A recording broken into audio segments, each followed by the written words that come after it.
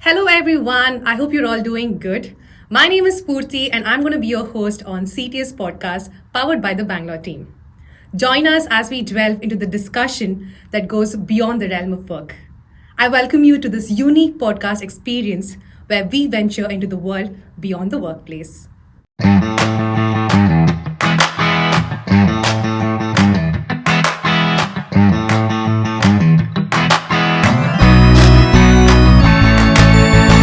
On the first episode of CTS podcast, powered by the Bangalore team, we have a very special guest. He's our Deputy General Manager who leads a program for Google Tag, Shopping, and Large Customer Solutions. Please welcome Krishna on the show today. How are you doing? I'm doing very well, Ms. Puti. Thank you so much for having me on the show.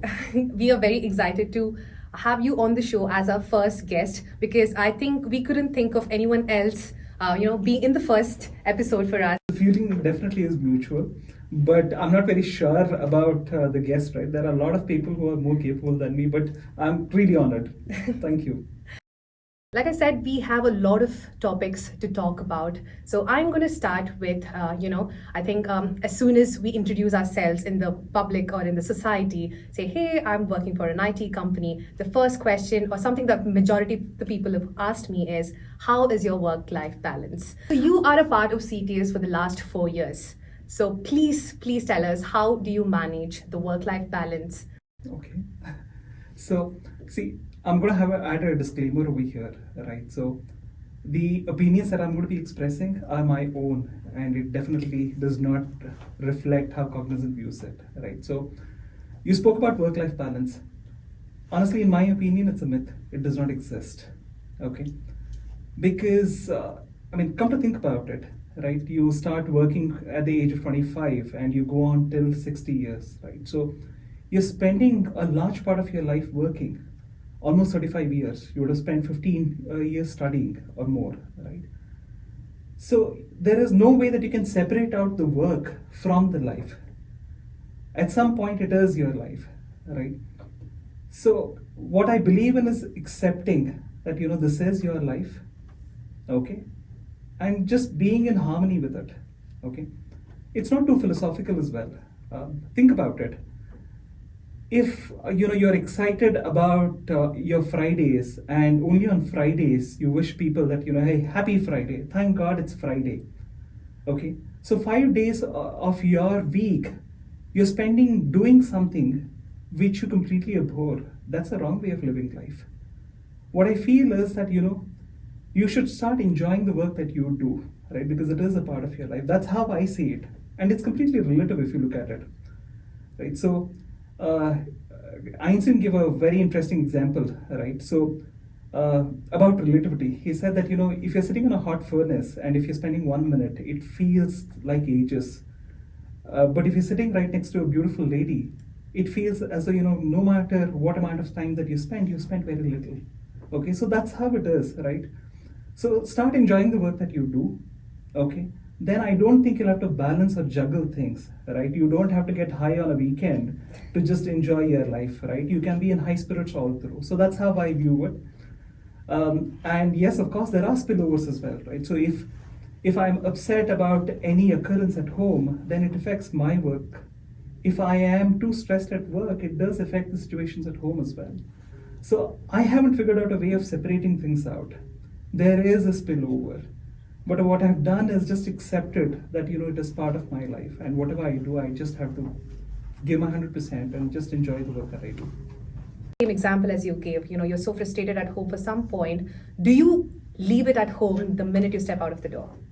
No, I cannot, right? So because I can't separate it out. So what I try to do is make peace with it, right? Let's say, it does happen, right? Let's just admit it.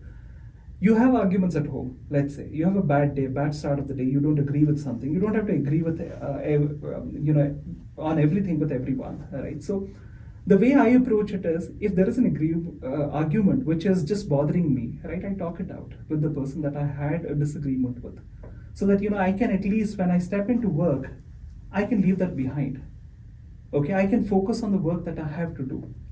Similarly, I think at workplace also, there are things that stresses you out. Okay, maybe you'll not be able to share everything at a workplace, right? Because there are certain boundaries as well. But you should have someone in your close circle that you can confide in, so that you can just, not worry about that particular situation so much, right? So, what I mean to say is, you need to be able to communicate freely. You need to have someone to talk to, so that you can just balance this out. At least be at ease with the situation that's there. Yeah, great. I know that was my next question. Do you think we can make best friends or very close friend at workplace? I think this is a topic a lot of people will have arguments about. So, what is your view on this, Krishna? See, I'm not the right person to be asking this, right? Because I don't have too many friends or people that I call friends, right? So, my relationship has not been transactional as well, right? So, again, I don't want to go on that philosophical tangent, right? But my interaction is that you need to just treat everyone with dignity, right?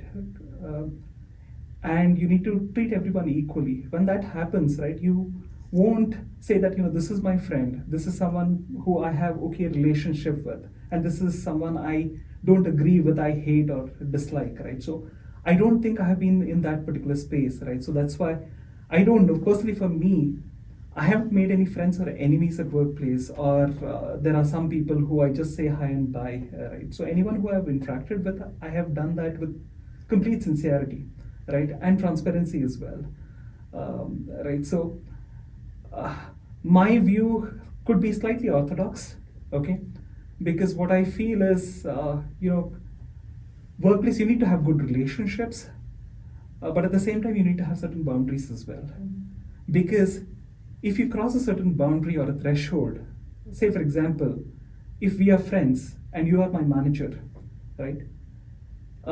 There are times when you have to just give feedback about my work, okay?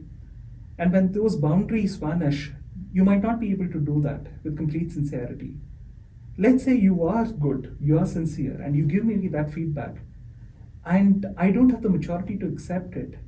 Then what will happen is that the equation that we have, it will get ruined, and it will become a toxic workplace, right? Because we are a sum total of the environment that we create around us. If you don't like the person sitting next to you, you're going to feel suffocated in the workplace. So I believe there has to be boundaries, right? You can be friends, you can have social relationships, but it shouldn't cross a certain threshold. Again, as I said, it's my view, and it could be slightly orthodox as well, but this is how I see it. Yeah, I think the main reason why I asked you that is, when we consider our tag process exclusively, or focus on the Bangalore team, if you noticed, the crowd that we have on the floor, averages about from 21, 22 to maximum. I'm not sure with this to 40. So you see a lot of freshly graduated folks on the floors, and a few of them are couple like someone like me who's had a couple of years experience,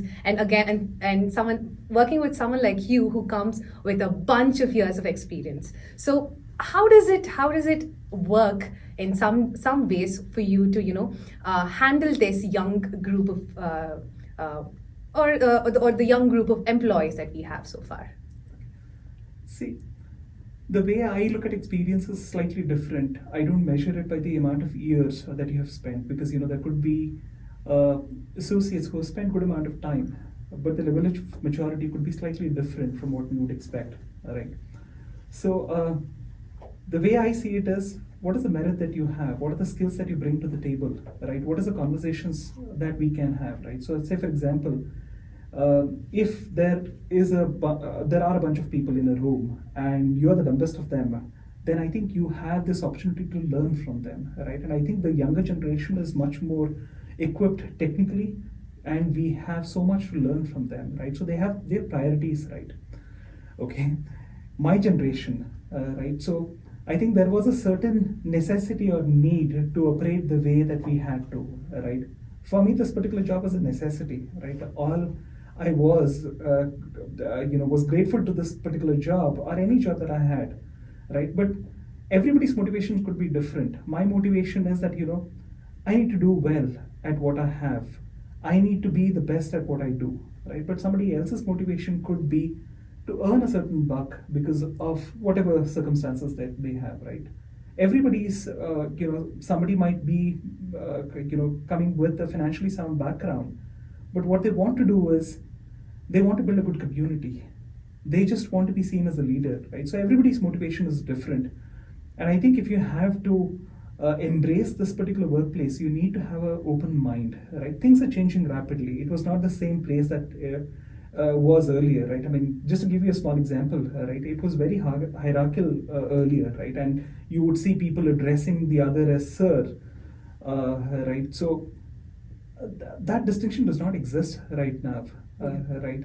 And I think people are not focusing on the trivial aspects. They are focusing on the important aspects, like, is this work adding value to my life? Am I able to contribute? Am I able to make an impact or not, right?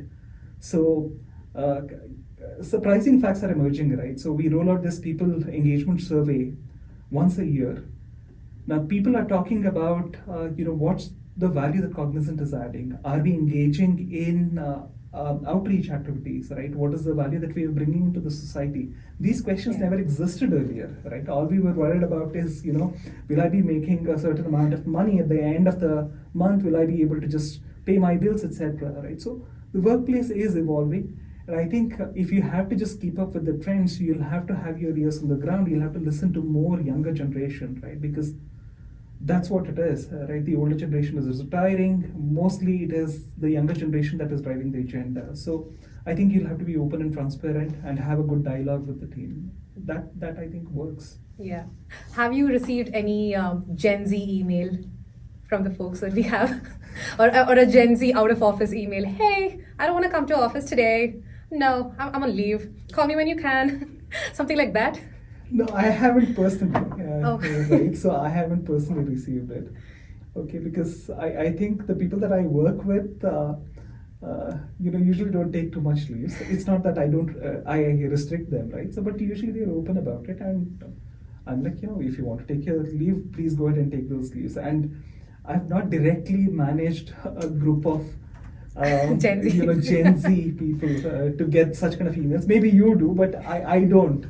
Right, and I'm not familiar with the language also. Sometimes when somebody writes in few abbreviation, right, I'm not able to figure out what it is. Right, that way I'm a little challenged, so I'll have to search it. Can I instantly ask you one abbreviation? What is FOMO? FOMO. Fear of missing out. Yeah, I have that. Right? I have that. So that's the reason I know it. Right, I don't want to miss out on anything. Right, I want to know about another stuff. one for you. Yeah, sure. O and W. O and W. Sorry, OMW. I don't know. On my way. On my way. And there's NVM. Never No. mind. Never mind. Oh. So yeah, that's what exactly I was saying, right? So I don't know all these, Gen Z lingo, right? So there is a short form for everything. I'm an old school guy, right? So I just like complete sentences, right? So and that it annoys the heck out of me if somebody writes with a lot of ellipses, and then CU as C and U, right? So yeah.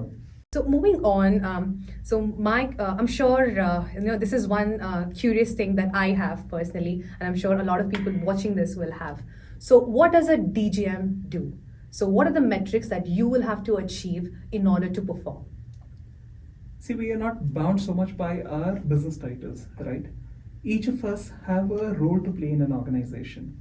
And I think it's important for anyone in that particular role to understand what is expected of that particular role, right?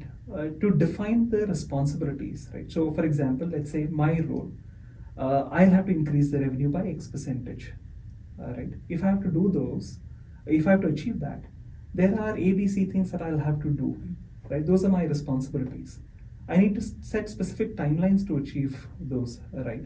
And I need to be clear about, when I'm going to be achieving that, how am I going to be achieving that, right? So my role is that of a program lead for technical solutions. The thing that I worry about the most, right, the metric measure for me is that, is my team stable, right? Everyone has a job to work on, okay, and we are making an impact for the customer, for a client, right? Second thing is, year on year, is there any growth that we are seeing, right? Are there more opportunities that we are creating for the people? Because if you're doing the same role for a certain amount of time, you tend to feel that you're stagnant, right? You need to have some kind of a growth path. So as a program lead, that's one of my areas of concern as well, right? So how do I provide that particular growth to my team, right? Of course, yes, there is a certain, value that you'll have to provide for cognizant as well, right? So how do we do that, right?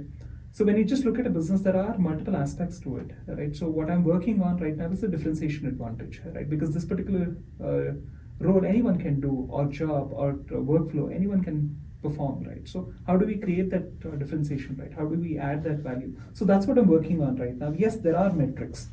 There are SLA metrics that we'll have to meet. Those are the promises that we have made to the client, yeah. right? So the way I look at it is there is a core and a more, right? So when it comes to core deliverables, we'll need to meet those metrics the right way, right? And if you're not meeting those metrics, we'll have to introspect as what we could do differently. We can negotiate as well on that. So that's a commitment, that's a promise that we have made to the client. We will have to deliver it, and there is more as well, right? So it shouldn't be transactional, like somebody is paying us for the work that we are doing, and then we just deliver the SLA and then forget about it. That's not how it is, right? So what is the value that I'm bringing in for the customer who's trusted me with this particular workflow, right? Or the associate who thinks that he has a brighter future over here, right? Or my organization that feels that if I've trusted you with this particular responsibility, how do you evolve this business or grow this business, right? So those are the metrics for me. And if there is growth, incremental growth in any of these aspects, that's how I measure it, right? That there is some progress, there is some success. If of course we do not have all the months that is going according to the plan A, so when things are not going according to the plan, so how do you view on such scenarios, or how do you start working on such scenarios, or do you have a plan B or a plan C with you, or do you talk to the probably the team, or take any instant or difficult decisions? See, I'm not a great planner, I would say, right?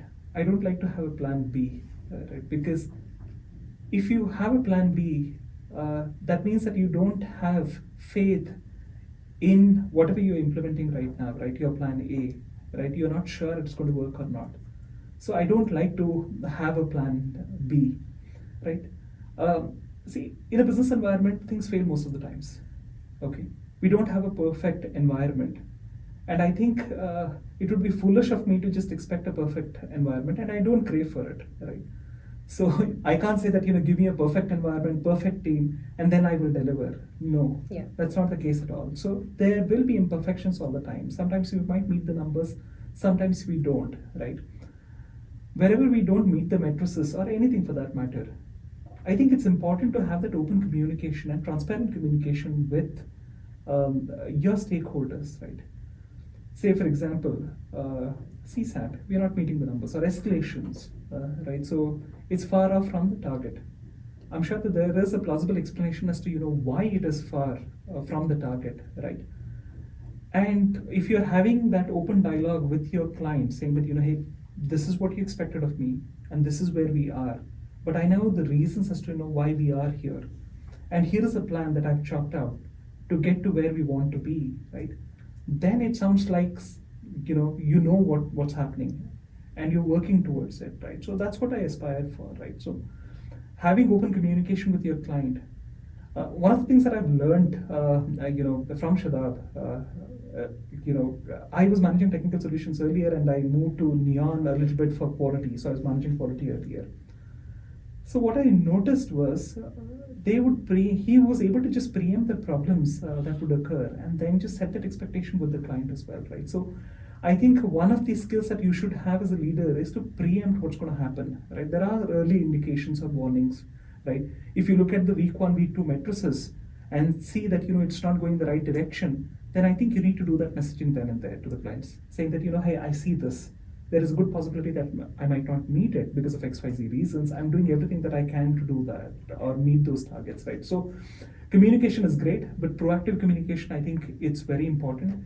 And being clear about what you're going to be achieving and how you're going to be achieving, I think that will solve most of the issues for us, right? And I think the last and the most important part is you need to have a very good team, right? Because no matter how great ideas you have, Yeah. right, if you don't have the right people with you, if you don't have your team's buy-in, you cannot achieve anything at all. Yeah. Right? And I think that's the recipe.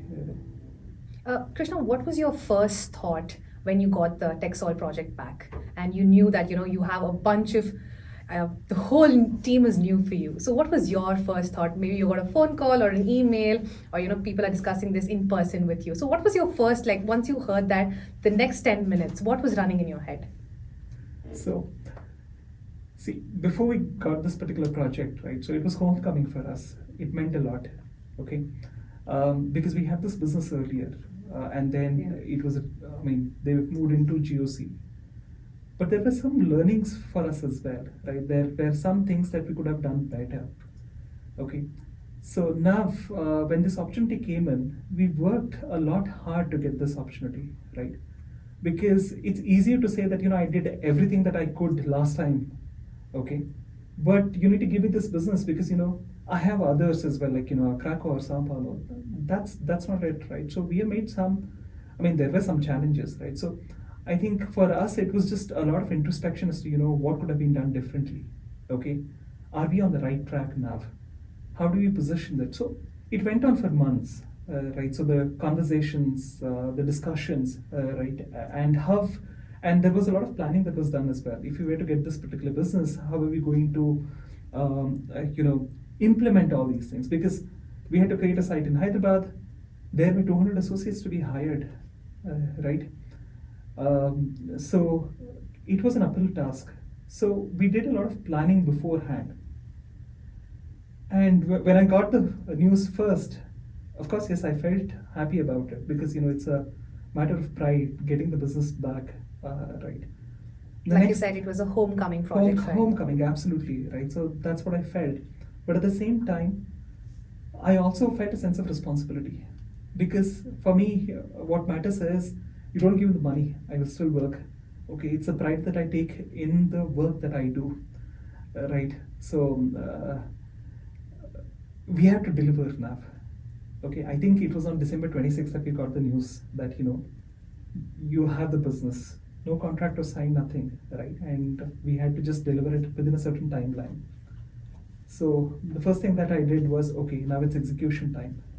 I packed my bags, I left to Hyderabad, okay, because we had to build a team there, right? So I spent close to 2 weeks there interviewing people, okay, and in TechSol, I was the only person from TechSol who knew a little bit about TechSol, and then I had to just create a team of people who can help me out with this, right? So we didn't have anyone, so we just got some help from the practice team. We got help from Monisha, who's just managing the quality team globally, right? We roped in Madhu for this because she had done some tremendous work in Neon, right? So we just built a team while interviewing people, right? You just built a team from scratch. It was from scratch, right? And there were times when, every day I was going to a new consultancy. We had given them that, hey, this is what is required. Even before we got the contract, we had done some homework and we had just given them the list of things that we want. They said it is challenging. They said, you'll not be able to achieve it within such a short time. I said, we haven't even tried. Let's try. Let's give it a shot and then see how it works, right? And if we are not able to achieve it, I'll just go ahead and explain it to the client as to, why we will not be able to achieve, right? So we did it. 14 days, close to 13, 14 hours of interviewing, hundreds of people, right? And then we were able to select 60 people within these 14 days. And it was a case study in itself. People thought that, everybody told us that, it's not possible, but we did it. Nobody looks at the effort that has gone in, right? Because to select those associates, I think we did somewhere around 1,400 odd interviews, right? It was not easy, right? Because there are a lot of rejects, right? Because if you look at technical solutions Yeah. as a workflow, right, it's a very niche workflow where you need to have the right communication skills, you need to have the right technical skills, you need to know the product a little bit as well. Otherwise, you are just in a dark room, you don't Yeah. know where to go. Absolutely. Right? So these are the things that we had to look for, and it was not easy. But again, you made some promises. Okay, there are people looking up to you. Your client is looking up to you. Your boss is looking up to you, right? You can't let them down. That's the only thing, right? That kept me going, and that's how it started, right? After Hyderabad, I think it was the Bangalore piece. Right? So again, we faced challenges as well. It was not easy. Yeah. Right? It was not like things were handed out to us on a platter. We failed at certain steps as well, but it is okay. We learned our lessons also. But overall, when I look at it right now, 6 months after the rebadging is done, or 1 year after the Hyderabad setup, I feel content that we have got a good team, right? Yes, of course, we are able to deliver the numbers. That's another thing. That's just an outcome of the good work the team has done, right? More than anything, I'm just grateful that we have the right set of people to work with. Okay, and that's the reward, right? You might not get that satisfaction at that particular moment, Yeah. but when you just look back, you see that it was definitely worth it. Perfect. I think so. If I have to ask you from where we started, at least considering the rebadge, transition what we had with the Bangalore team, it's been 9 months since we got transitioned from the previous, company to this to Cognizant. So, do you think, or did we reach a place where you had planned initially to reach? See, I'm a person who's eternally discontent. Okay, if you just ask me that okay, we have hit the numbers, are you happy with that? I would say that yes, I might be happy with the numbers that we are achieving, but there are miles to go before we rest, right? So a company or a team is not just the sum total of the numbers that they achieve. That's not how I would like to see it, right? While achieving those numbers, are my people happy? Right? Are they being too stretched? Just to give you an example, right? If live transfer, there are people taking 10, 15 calls, right? I feel that, we haven't reached there. We haven't achieved the level that we wanted to achieve, while the numbers are great, right? That is something that I'm absolutely happy about, right? So we committed that, we'll be achieving green metrics, and we did. But at the same time, I'm also conscious that, we need to create a better working environment for our team, right? Where they have that flexibility, right? Where they don't have to skip their breaks to just Yeah. attend something, right? So how can we distribute it evenly? That's a problem to solve for, right? There are other challenges as well, right? There's some logistical challenges, right? So how do we, change that, right? These are battles that we'll have to pick with multiple other people, but at the end of it, the goal is very simple. Create that environment where people are able to function the way they want to, right? The outcome will follow. And I believe that, we have not reached there yet. There are cultural aspects as well that we need to solve for, right? So the yardstick that I have is very simple, right? It's not a very complicated metric. I want everyone to be happy when they wake up on a Monday morning. They should not have these Monday blues, Yeah. right? So they should be excited to come to work. I don't want them to just think about, oh God, it's Monday. I have to go to this place that I don't like to be, but I have compulsions, right? So, no, that's not what I want for my team to feel, right? So, I also know for a fact that we cannot achieve perfection, right? But at least if you are able to touch, 90% of the people, and if they are happy to come to work, I think that's a success for us, right? I don't think we've achieved that, and I don't think any one of us is going to rest until we achieve that. Yeah, perfect. Thank you so much, Krishna, for sharing these details with us. Let's come back with a short break.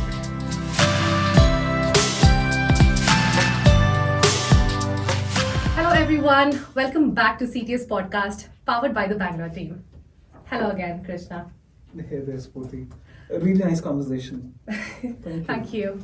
Moving ahead, how do you think, or how do people change their perspective from a job to a career? For some people, this might happen at 22, or for some people it might happen at 30, or some people it might happen at 40 or 45. So what are your views on this?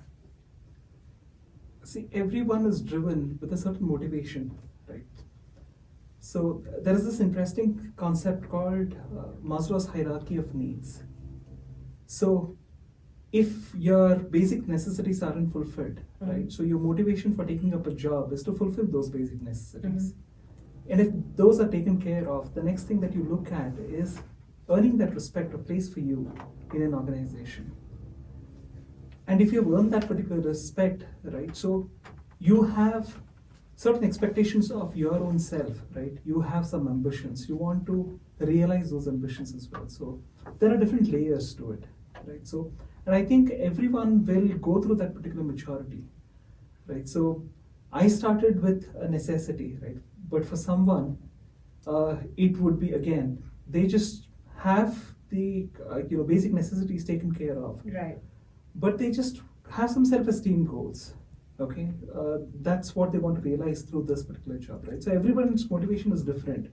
So that's why I think you mentioned, right? It takes some time for some people, or some might have it early as well, right? So it depends on the motivation. So that's how I see it. Yeah. Have you dealt with or a younger generation tantrums that comes in on the way, which comes as a baggage sometimes? Yes, I have. Okay, and I think that does not go away, right? Again, you're dealing with people, right? And you can't expect them to react the same way to things, right? And it definitely is not your way, the way that you would expect them to react, right? So you definitely deal with it, okay? The scale is different, okay? It might not be too outgoing, right in your face. But yes, of course, you deal with it. And I think everybody deals with it at some point or the other. And sometimes you are that problem kid, right?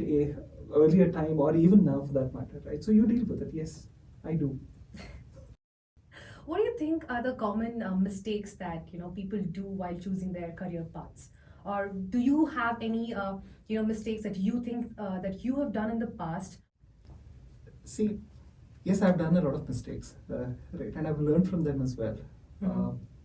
I don't want to give any career advice because I'm not the right person to give any career advice. It's just that I've worked with only 2 organizations, right? I don't think I have enough exposure or experience to give that career advice.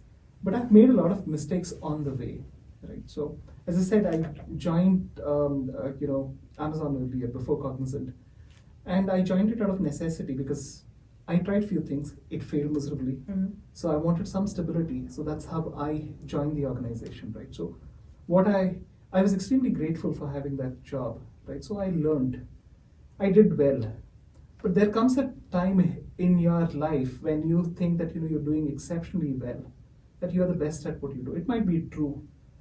Yeah. But I think it gets to your head. You become a little arrogant, right? You stop seeing things. You stop accepting things that is, a feedback or a different perspective, right? You think that you're indispensable.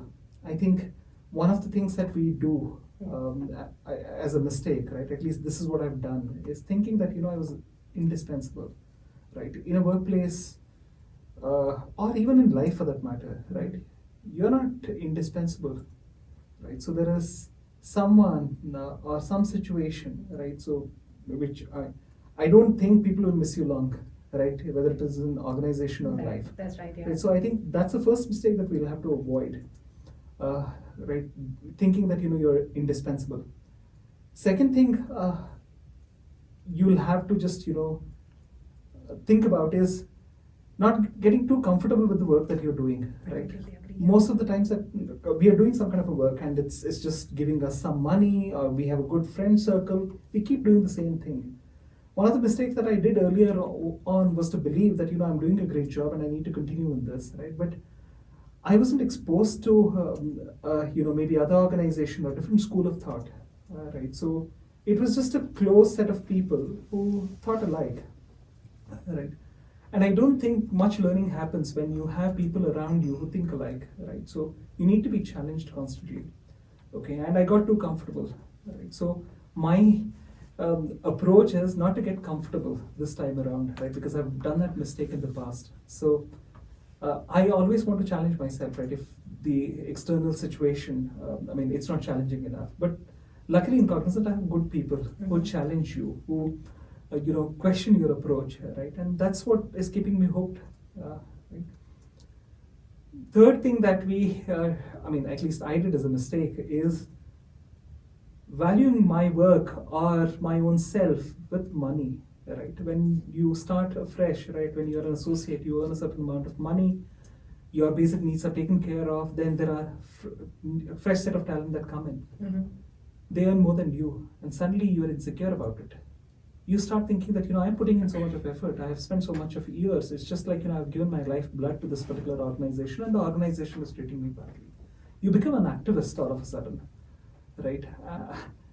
And I think that is something that I learned over a period of time, that, you are, it's not transactional, right?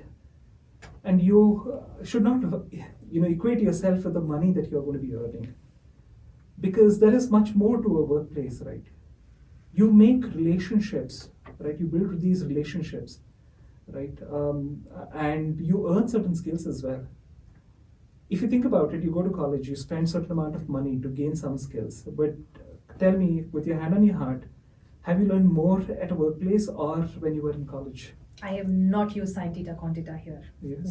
Yeah, that's what it is, right? Nobody thinks about the application. You've learned much more life skills in this organization, or any organization for that matter, right? So, again, there are skills that you earn. There are relationships that you build. You are in a certain environment, right? That's a value add as well, right? So, this goes back to the question that you asked earlier, right? If I wake up in the morning, if I'm not happy with the work that I do, then no matter how much money I get at the end of the day, I'm not enjoying myself. But if I am making less money, but I have an environment where I'm able to express myself freely, have an open conversation, I think those are the things that you should value, right? So it's a sum of all these things, right? And not just the money. Okay, so these are the three things that I think. You just said you thought you were getting a little comfortable with the previous role that you were doing. So what are the things that you did quite differently, or at least to come out of that comfort zone, or at least to adapt a few new skills? What are the things that you did differently, and what are the thoughts that you had in your mind? Okay, so I spent 8 years with Amazon. Okay, so it's my alma mater. So the organization taught me a lot. Okay, so no matter how difficult the situation is, I'm able to just get through it, right? Because of all the learnings that I've had in Amazon. But again, as I said, it was stagnant, right? I was very comfortable with the work that I've been doing, and I was good at that. Okay. Decision to move to Cognizant was a spontaneous one, right? So again, technical solutions. I was into operations mostly. I had managed training, quality a little bit, etc. So my manager who hired me in Amazon had moved to CTS, right? His name is Rajesh. He is in the US with a Google account. He's a director.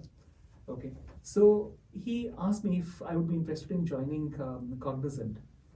Right. He said that there is a process, and I've worked with you for a long time, so I understand that your skills can be utilized over here, and you'll be able to fix the problems that we have in this moment. Right. So I was a little hesitant at the very beginning, right? So I got so comfortable. I didn't want to make that move. Yeah. What were your intrusive thoughts here? Am I going to fit in? Am I good enough for this role? Or what were your thoughts there? I think for one individual who's moving from one place to another place, no matter how good they were in the previous organization, I think anyone, or this is according to my understanding, anyone will have that tiny thought in their head.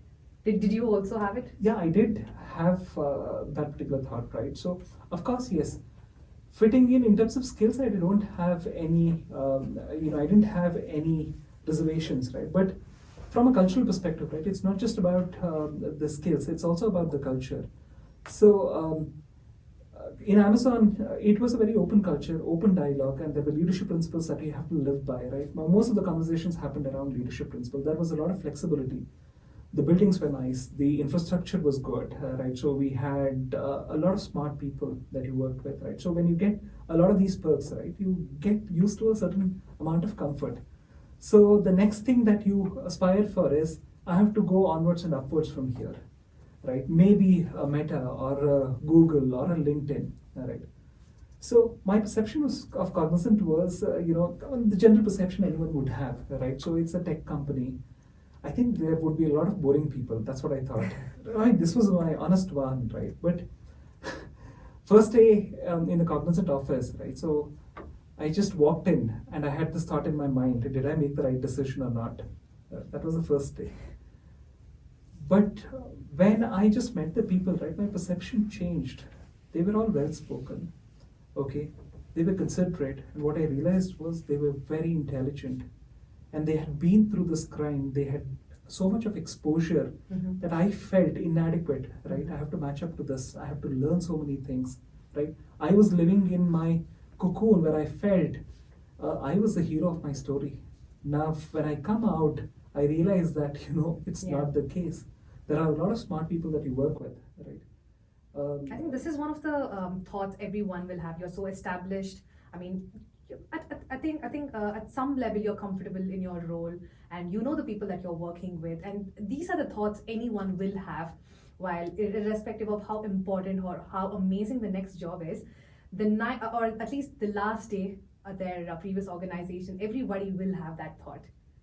Yeah. See, I didn't feel so much of a regret leaving Amazon. Okay, I don't regret anything, right? So again, like we spoke last, right? So there are no mistakes. It's only the lessons that we learn, and you'll have to pay a tuition fee for it. Yeah. Okay, and that's what it is, right? So yes, I did have concerns when joining Cognizant, right? But things changed. Things changed for good, right? I have great people to work with. My team is great. Right. Sometimes I just have this question. Me and Shadab discuss this. Right. How did we both think that we ended up being lucky to have a team like this? Right. So a lot of competent people that you work with. Right. So I am comfortable right now, but not comfortable in a way where it's not complacency. Right. There are people challenging me all the time, but I'm enjoying the work that I'm doing. Yeah. That's what it is. And you have leaders who keep you on your toes as well. I'll give you this example of Bujoy, right, who was Shadab's boss. So we have a fortnightly review that happens, okay? So when you get into this review, there are so many workflows that Shadab oversees, and you just multiply it by 2 or 3, then you have Bujoy's portfolio. But he knows about every workflow, every metric. And when you are on the call, you just start questioning yourself, and you start thinking that hey, I must be bluffing around because I don't know about all those things. So you have this imposter syndrome, right? And that's what keeps you going, because you believe there is a lot of insufficiency, and then you need to fill those gaps, right? You need to learn more. Right? So I'm enjoying it. It's because of the great people that are around who constantly keep challenging me. Yeah, actually, which brings me to the next question. Do you think having a mentor in corporate life or in the personal life will work things in a different way for us? Or do you have a mentor? See, it's a good question, right? So honestly, yes, everyone should have a mentor, right? You need some direction in life. You need a perspective which is different from yours, where somebody tells you that, hey, this is what my observation is, and this is what you should do. Right? And at the same time, you need to be open enough to just accept the advice or the feedback that is coming from them. Right? See, I wouldn't call, I wouldn't say that, I have a mentor, a fixed person that I speak to, but I have had so many learning experiences, and from quarters that I didn't even expect, right? So I learn a lot from Shadab or Bijoy or Manish or from the team that I work with, okay? So I'll give you an example. I was, every day there are hurdles that happen, right? So we had a friend who used to be always stoned. Okay, this is true story, right? So sometimes people have these pearls of wisdom that they give out when they're high, right? So we were speaking about an instance which was, beyond our control, and somebody used the word unfortunate. And this guy jumped up all of a sudden. He was already high, and he said that, there is nothing unfortunate in your life. There is always a plausible explanation. Either you can do it or you cannot do it. Now, in my simple mind, that it struck me, right?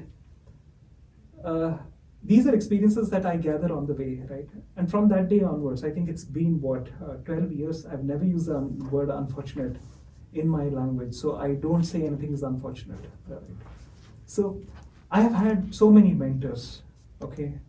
Whether it is the team, my peers, my boss, okay, or my wife or my daughter, right? Everybody teaches you something, right? And you can't be successful, or you can't call your success your own. And this is the contribution from everyone around you.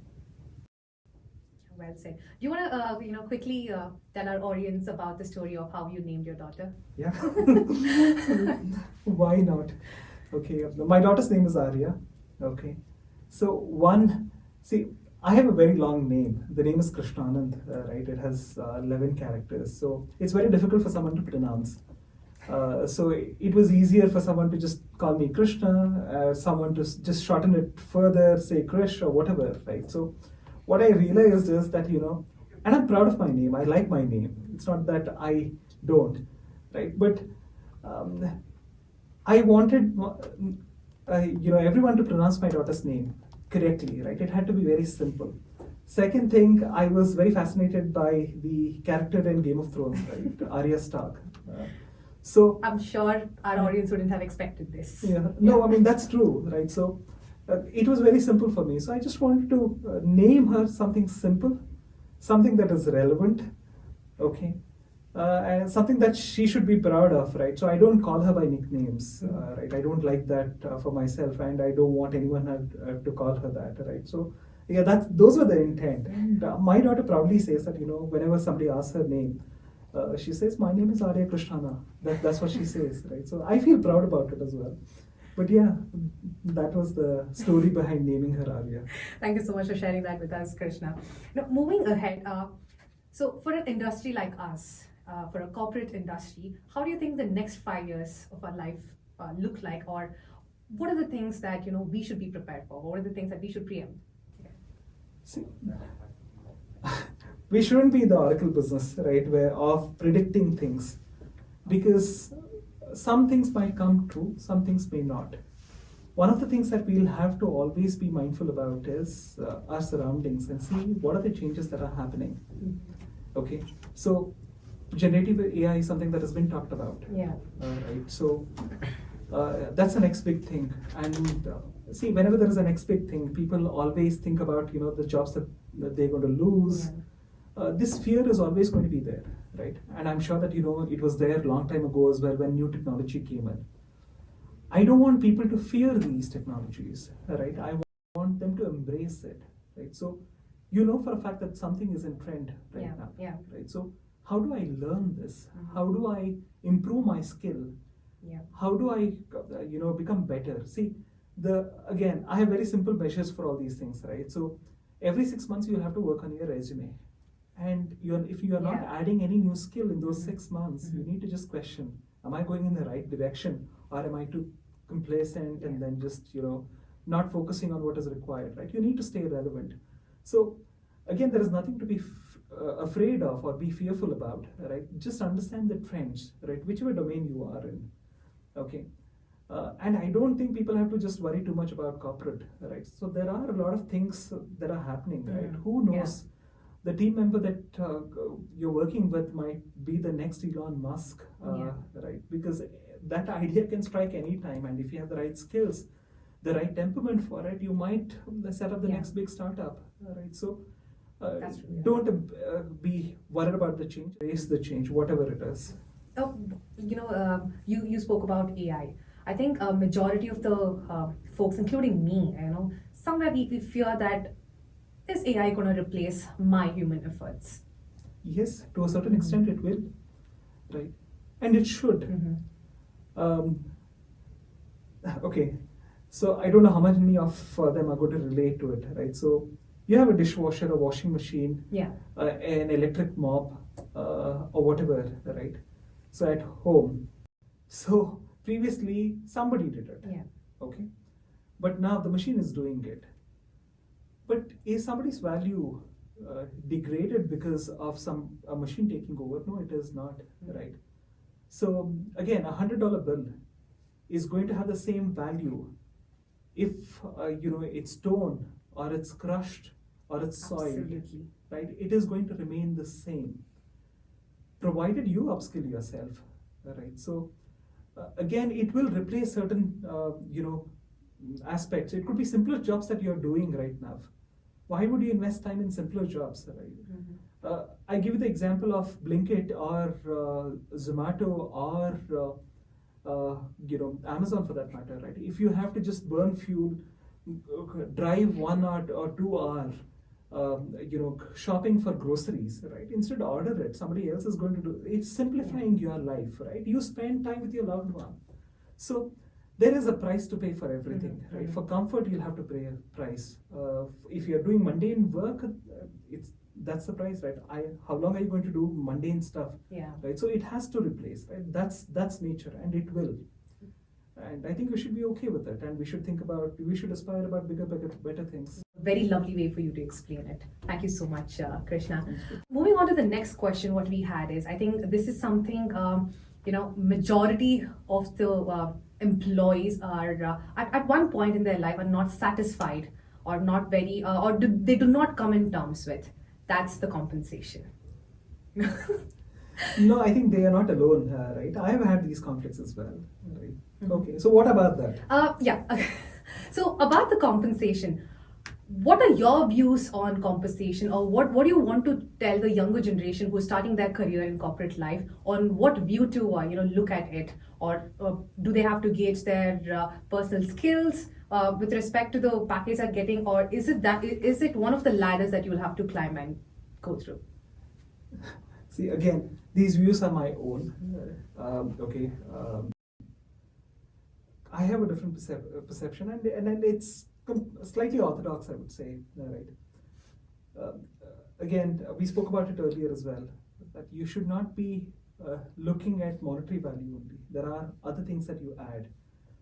Right. So one of the mistakes again that we make is that we never grow up from being the child, right? To be a man or a woman. So when you're a child, every need of yours is taken care of. There is someone or the other tending to you, attending your needs, giving you something or the other.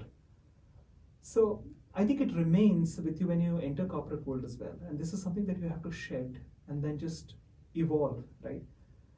When you are in this habit of your needs being taken care of somebody else, you expect a company to solve an issue for you, right? If you are bad at managing finances, you feel that company is responsible, right? Because they're not paying me enough. You don't tend to introspect and find out if your spending habits are really bad or not, right? And you tend to blame social situations, your friends, your family, everyone, right? I went through that cycle as well. It's not like right now I'm professing. That does not mean that I never went through that, right? Because I always looked for who should I blame for my failures, my mistakes, right? Me not earning that amount, or me not having some bit of savings in my bank account, right? So I think we should stop doing that. So again, if you're not happy with the monetary aspects, right, the compensation, you will have to evaluate what are the skills that you have, right? What is the market benchmark like? And there are a lot of sources that are available, right? So the one thing that you can do is just have that conversation with your supervisor, right? I mean, this is no way any advice to people, right? I just don't want the leads to just have these conversations with the team where everyone is asking for more compensation.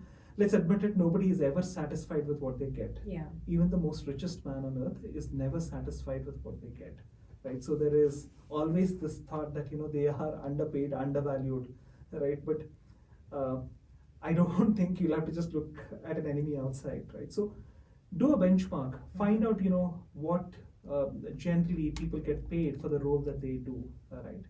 And if it's far off, have a discussion. I'm sure that there is a reason as to why somebody is getting paid X amount versus the expectation of Y, right?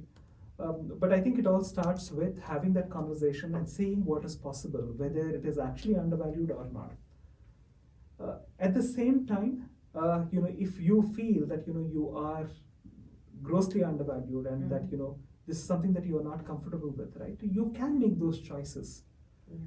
you'll have to look for opportunities, right? Otherwise, yeah, everyone would be working in the same organization forever. Again, Cognizant is a great organization. I'm not saying that you start looking for a job elsewhere. All I'm trying to say is that there are more things to it, right? The experiences. See, the associates over here know about certain products, have certain domain knowledge which they didn't. Yeah. They have customer service experience, right? And it's not just limited to the job. Your conversations are generally better. You handle an irate customer. You know how to handle a difficult conversation outside. Yeah. Those are skills that you are gaining, incremental skills, right? And we are also training associates on hard technical skills, right? Which they had to shell lakhs together if they were to do it externally, right? So there is a certain amount of investment. Not everything is monetary. There are some aspects as well which are not monetary, but they definitely add value to you. That's right. So you should weigh in those options, okay, and take a measured decision. Yeah. Again, you should consult with people who are in that similar position, or maybe someone who's gone through it, and get some guidance. It's okay. Yeah. It's not a taboo to speak about compensation or discuss your compensation with your supervisor. Demand more if it is, undervalued, but there's no guarantee that it will change. But at least there is no harm in asking.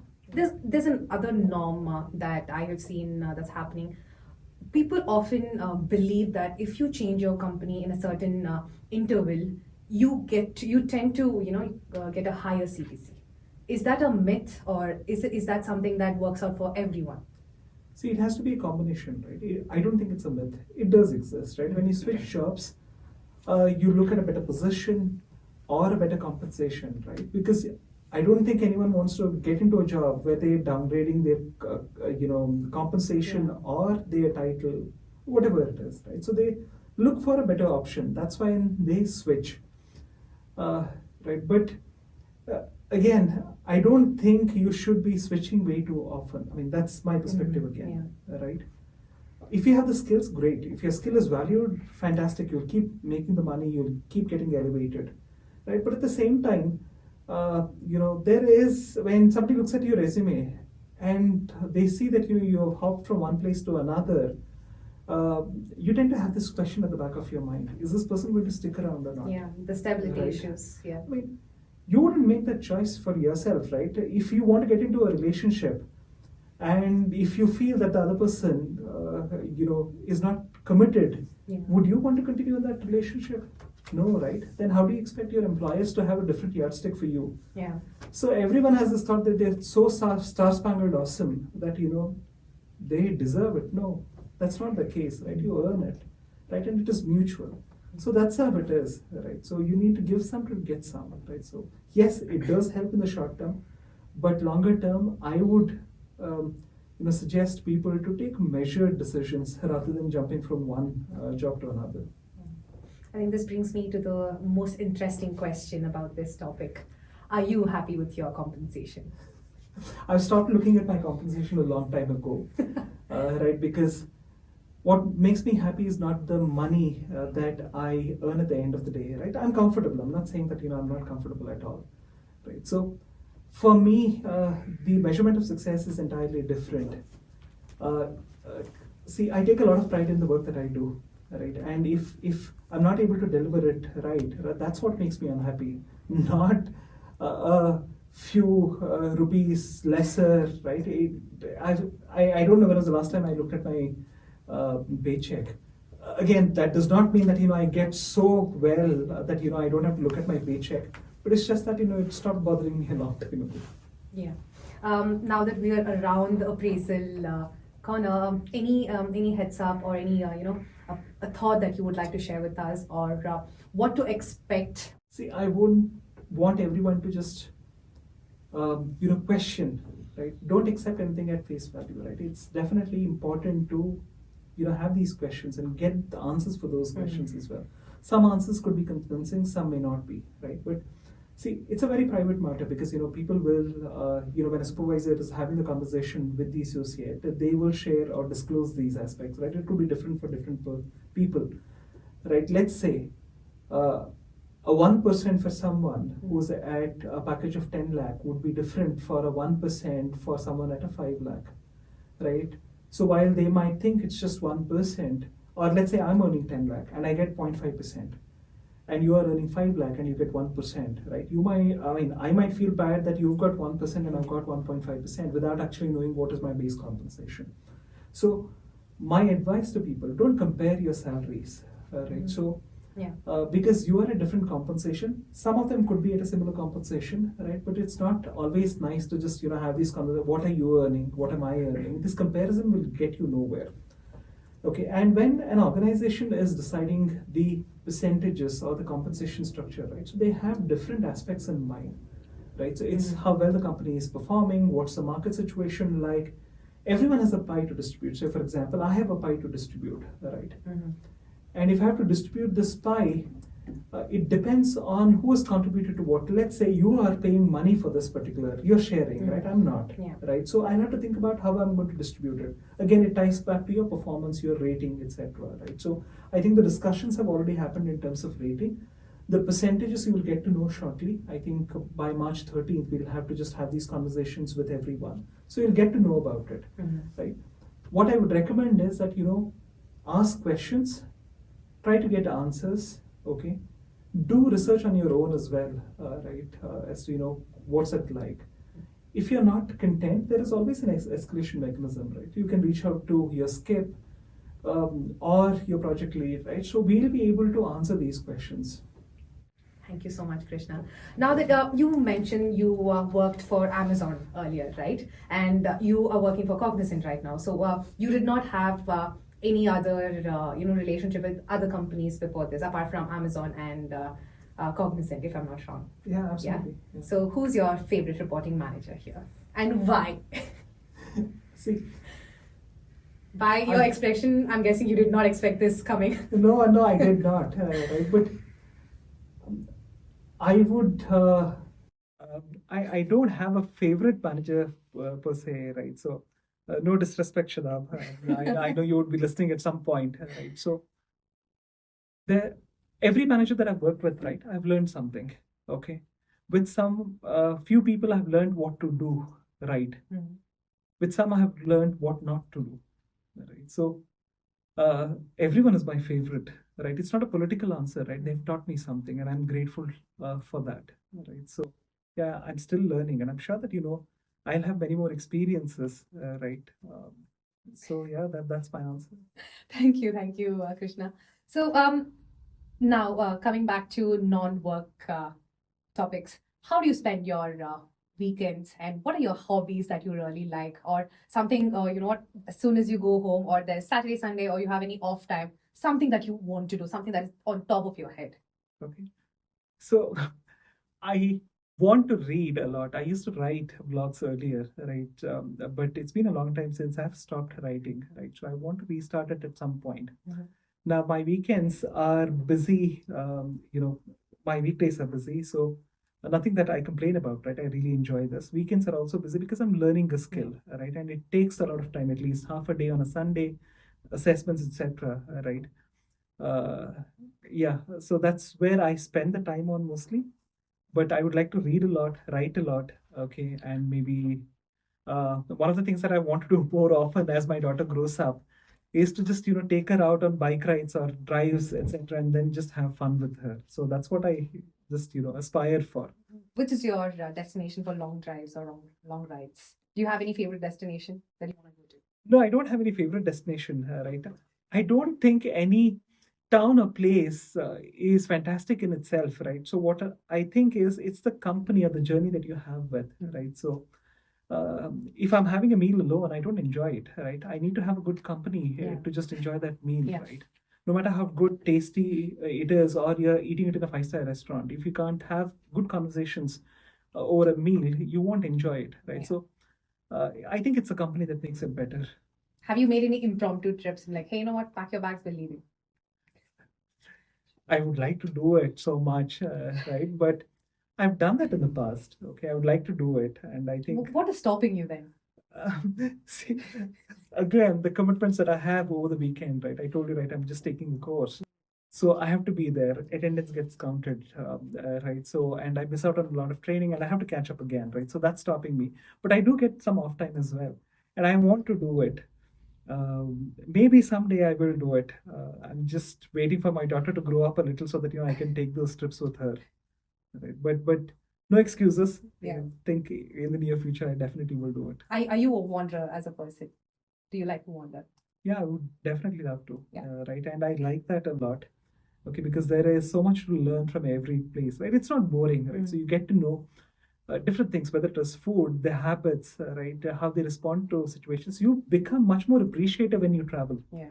Right, and I would encourage everyone to travel, right, because if you are in your own environment where people react a certain way, respond to you, I mean, there is nothing more to explore or learn, right? But when you step out of your comfort zone, you learn a lot. Okay, I've been with a lot of people, right? So I was in Chennai. I spent good time in Chennai, maybe around 3 years, right? So I have seen people who were earning somewhere around 700 rupees and then just had living on one meal. I have seen people who were successful, right? I have seen people uh, who have done something, but every day they would just squander away their talent just drinking, right? So you get these exposures when you step out of your comfort zone. I've never stayed in a hostel, right? During my College life, education, right? So I was always sheltered at the comfort of my home, right? When I stepped out, I got exposed to all these things, and I realized that it is important for you to evolve as a person, right? And that happens when you just move out. I would encourage everyone to travel. Yeah. Move out of the house, be as independent as you can. Yeah, of course. I like this approach, right? Where after 18, you should not stay at your home. Yeah. Right. So you need to move out. You need to, I mean, if your parents are in the same city, at least just rent a house and then just stay there. Yeah. Right. Because it teaches you certain things. Right. You get to manage your finances on your own. You get to manage yourself on your own. Right. So again, I was very pampered, right? My younger brother knew cooking much before than I did. He was doing his engineering, and I happened to be at my parents' place, and my parents decided they want to go on a break. So I didn't know how to cook. It's a small place, right? So I can't, I mean, that was a long time ago. I couldn't order around, right? So I had to learn cooking. So when you're put in that place, you get to learn skills, right? So I think, yeah, it's required. You need to have those skills. Did you enjoy the cooking time? I think now I think everybody knows cooking is a survival Yeah, definitely lesson. Did you enjoy cooking, or do you like cooking? I do love cooking, but I can't do it with intuition, right? I do everything through measurements. So my cooking style is slightly different. So if I have to make a pot of tea, you have these jiggers, right, where you measure the pegs, right? Yeah. So I use it for different things. So I know exactly what is the measurement. I have an SOP for tea making. Okay, even cooking for that matter, right? So I have measuring spoons and cups. How often do you cook? Sunday is the time when I cook. Okay, again, it depends on my mood, right? So if I feel like cooking, I just order something, vegetables or whatever, right? So I cook all sorts of things and then I just start cooking. So what's your favorite meal to cook? That's how I started cooking. I wanted to eat my favorite meals. I'm not going to depend on anyone. I'm going to do my own thing. That's how I started. Okay, I don't have a favorite meal, right? So this is the problem with me. I'm specific about a lot of things, but definitely not food. Not food, right? I enjoy everything, right? Even if it is rasam or rice or the most fanciest of things whose names you cannot pronounce, right? So I like to experiment. There is no favorite food per se, right? So I just get attracted by these nice fancy looking things, right? And I would like to try that. Yeah. When you look at the food, it has to be nicely presented. So that's what I like, even when I'm eating or cooking at home, right? So there is a lot of dishes that's in the sink after that, right? Because I use a lot of utensils, and when I eat also, I just want it to be properly plated. So that's how I do it. So who does the dishes once you cook? I do the dishes. That's lovely. Do you like doing the dishes? I don't mind at all, right? So you've made the mess, you clean it up. That's how it is. Wonderful. I think thank you so much for this wonderful conversation, Krishna. I think so far we've had the serious topics coming up. Now it's my most favorite part of this show, and I'm sure it's going to be our audience's favorite part of the show. It's the rapid fire. Okay. You Bring ready? it on. Yeah, definitely, yes. Born ready. Who's your celebrity crush? Yami Gautam, I would say. Yami Gautam, okay. Which team do you support in IPL? I don't follow cricket, but it has to be Nama Bengaluru. Let's go, RCB, guys! So, if you could host a dinner party with only three people, who'll that be? Dead or alive? Who'd you invite? I would invite Elon Musk. Okay, that is that is one of three. Who's Okay. going to accompany Elon Musk? Uh, Donald Trump, maybe. It, Amazing combination. yeah, he is eccentric, right? I like eccentric people. So, yeah, Donald Trump. Okay. And the third person, I think it is going to be Mother Teresa. Mother Teresa. Now I'm very interested with the conversation that you're going to have in the dinner table. What do you think they're going to talk at the dinner table? One has excess money, right? And he's arrogant about it, Donald Trump. Another has too much money but does not care about the money as much, right? He wants to make an impact and he's too driven by science and technology. Yeah. Mother Teresa is, I think, the closest you have in terms of humanity, right? So she was all about giving, right? So this definitely is going to be an interesting conversation. And everyone has a little perspective about everything, whether it is money or giving, right? So I'm sure that, it would be an interesting conversation. And that's a conversation that, I would love to have. Perfect. Sorry. Do you have a favorite TV show or a movie character? No, I don't have a favorite TV show, right? So I used to like a lot of comedy and action. Of late, I've been watching, I know it will no longer remain a secret, right? All these Korean romantic series, right? So you get hooked, right? This is your favorite Korean show. I mean, they have funny names, right? It's just poor translation. Uh, the funny thing about me is, when I watch something, I forget about it. If you just, I watch a movie, I step out of the theater and then I forget about it. So I don't know a favorite show, but I love watching the South Korean movies, the series, right? The K drama. Yeah, the K drama. One, they're very cute. Two, you can relate to the culture, right? It's so much more closer, right? I mean, you feel like, this is just Indian, right? Because of the family values and everything. Three, the number of episodes is very short, right? 16 episodes and that's it, done. And no Saas Bahu serials and you would watch forever. Right? So that's the reason I like the K-drama. How many seasons have you finished? Or I have binged watched on a lot of stuff. I don't even remember the names, right? So I think Descendants of the Sun or something. And there is this show where a lady parachutes and just gets into North Korea from the south, right? These guys are very romantic. Okay, so you tend to get hooked. Usually, I'm not the kind of guy who watches romantic stuff, right? I like action or comedy, but K dramas are different. No wonder why this people is going to be the most surprising fact for me or my audience today. Okay, moving on. If you could time travel and relive any day, which day would that be? See, I don't have any regrets in my life. Okay, and I don't think I would like to try and travel and go back and relive any day. Oh, it could be any happier moments as well. But if there is a yes, I do have one of the happier moments, right? So it was on the day my daughter was born, right? That particular moment, right? If I have to relive it, I would definitely love to relive it, right? But because I really can't describe it in words, right? How I felt that day, right? So yes, that's one moment that I would definitely love to visit. Amazing. If you had to change your name, which other name would you pick? And we already had the answer for this. Yeah, I like my name, right? A lot of people don't, but I do like my name, right? But I had this very, I mean, I don't know if you remember it, right? So Idea, the cellular company, had this idea about calling people by their numbers, right? Oh yeah, no. Okay. Or some weird stuff like, X or something, right? I would like to do something eccentric, right? So yeah, or maybe just have a name to offend people, right? So I would definitely try any of these names. Right? If you could choose a superpower, what would it be and why? A superpower. Yeah. Okay. I would definitely love to have the skills of Iron Man, right? No, Why?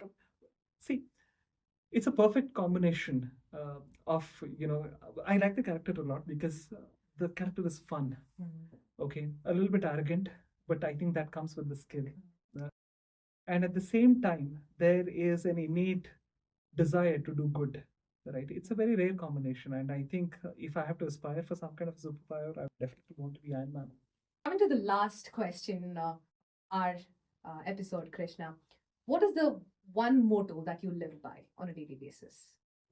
I think whether it is work or my life, right? So it's an extension of who I am and what I believe in, right? So I would want to be honest with what I do, okay?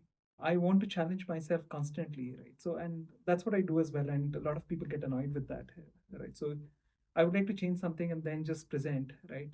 And I'm, constantly dissatisfied with it. So, the next time when I look at it, I feel that, I could have done a better job, right? So, that's what keeps me going, right? That's what motivates me. So, I just want to keep doing that over and over again, right? Where I'm constantly challenging myself. And I think if you're making an impact to the lives of the people that are around, right? That's what keeps me motivated, right? You have a responsibility and you have to deliver on that. So yeah. Perfect. Again, I would like to thank you for being on our show today. How was your experience with a podcast like this, and how was your experience? I feel like a celebrity already, right? So no, it's a good experience for me, right? So you watch a lot of these podcasts, right? And you want to be on the other side where you're being interviewed. I feel a little important today. Okay, so it's a good experience, right? So having that candid conversation, right? Most of it, I mean, every time it's all measured, right? Even if you get into a review or some kind of a meeting or a conversation, right? So I just love the conversation that we had, right? So I think it's good. I loved it. I enjoyed it.